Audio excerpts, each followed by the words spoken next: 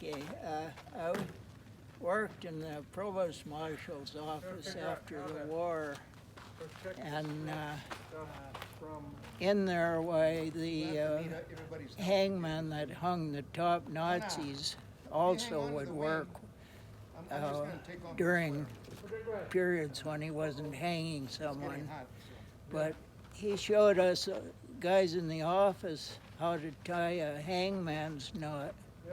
And I just realized that that was the rope that he hung those tough guys with, because he kept the same rope all the time, so he knew all the characteristics and everything on it. Do you know the names of any of those top 7? I used it, but I don't. Oh, the tops, he told us about Goering when he hung him. Really? And he said Goering took poison. Before he did, what Goering said, that be careful, the Russians will hang you. And then when he went to hang him, Goering took poison, but he said he hung him anyhow. Just to be sure, right? Yeah. Make sure he wasn't faking it. Yeah. Can you tell about your the Charles Lindbergh memory? Yeah, Dad had a radio as one of those with 3 separate controls for getting the station in. He also, for us kids, had a device where each of us had one earphone to listen. And when Lindbergh landed, you could hear the people, some cheering and stuff. And then afterwards, that night, the next day, Lindbergh was instantly famous. Every airplane that flew over, there goes Lindy. You was telling about Pancho Barnes. Okay, who's Pancho Barnes? You see the movie, The Right Stuff. That's what Read the book, The Right Stuff. She ran a brothel right out here by Edwards. Okay. During the X-15 days.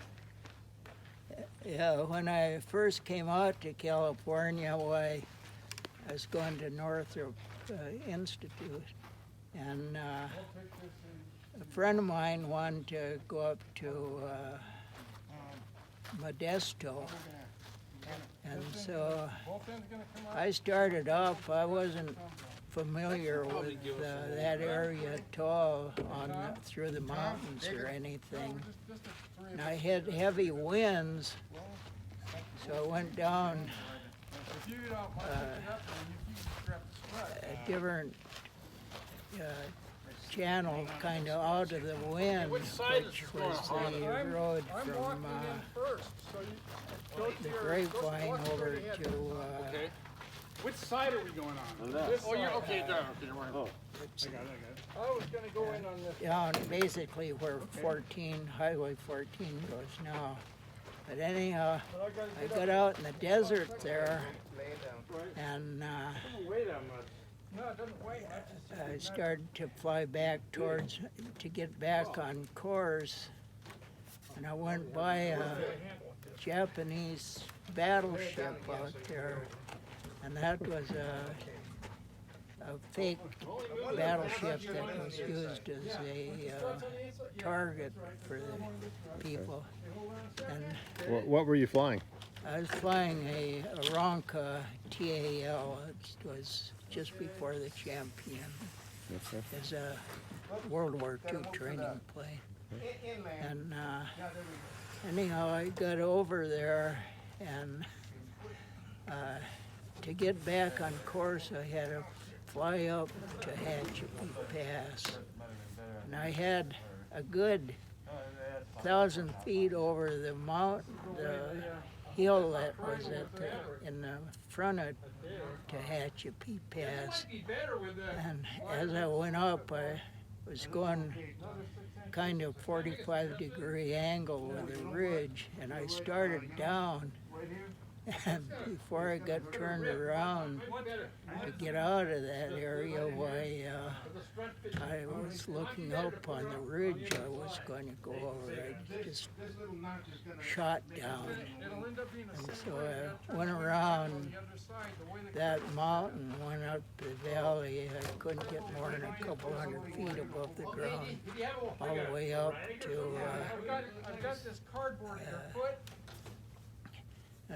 going to Bakersfield. But while I was down in that in the desert there from 14 to Tehachapi, I went by that Japanese battleship, and then I landed at a little airfield there. And this gal comes out and says, "All my girls work hard, and it's too early in the morning. We wanted to buy a beer." And she wouldn't sell us any. She said she wouldn't open up. And so we went up to Bakersfield and got a beer in a beer joint that's close to the airport. But years later, I found out it was Poncho Farms there. So she had a little airstrip at her brothel. Yeah, and her girls worked all night. But, Nice. yeah, it didn't So catch on for years on that. can you give me your full name and your age? Raymond A. Arthur Caswell, and 98 last July. Nice. Raymond, it's been an honor. Thank you very much. It's very, very cool. Appreciate it.